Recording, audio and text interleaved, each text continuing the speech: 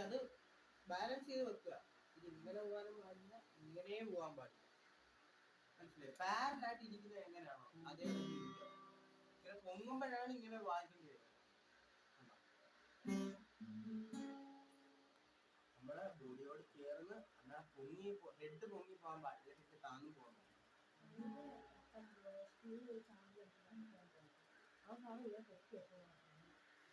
അത് സാറ് മിക്കവാറും ക്ലാസിക്കലൊക്കെ ആണെങ്കിൽ അതിങ്ങനെ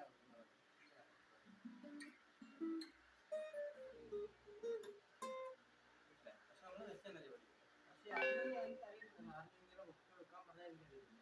പക്ഷെ നമ്മൾ കറക്റ്റ് വെക്കുന്ന രീതിയാണ് ഈ ഹെഡ്, നെക്ക് ടു ഹെഡ് പാരലായിട്ട് പോകണം. മേലോട്ടിരിക്കാൻ പാടില്ല, താഴോട്ട് പോകാൻ പാടില്ല, പാരലായിട്ട്. ഇത്തിരി പൊങ്ങിയാലും കുഴപ്പമില്ല, പക്ഷെ കൂടുതൽ പൊങ്ങും ഇങ്ങനെ ആയിരിക്കും. മാക്സിമം പൊക്കാതിരിക്കുക, താക്കാതിരിക്കുക. എന്തുവാ ഇപ്പൊ ഗിറ്റാർ വെച്ച് ഇങ്ങനെ പോകുമല്ലോ, നമ്മൾ ഈ കൈ വെച്ചിട്ട് ഇങ്ങനെ വെക്കുമ്പോഴത്തേക്കും ബാലൻസ് ആയി ഇരിക്കും.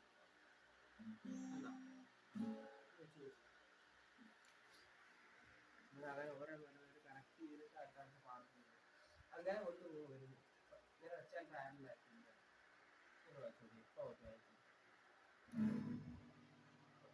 പിന്നെ ഇതാണിപ്പോ കറക്റ്റ്. ഇതിപ്പോ പാരലായിട്ട് പോകുന്നത്.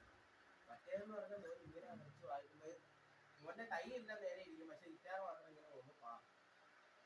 താൻ ഇങ്ങനെ പോയാലും പാടും. അതുകൊണ്ടാണ്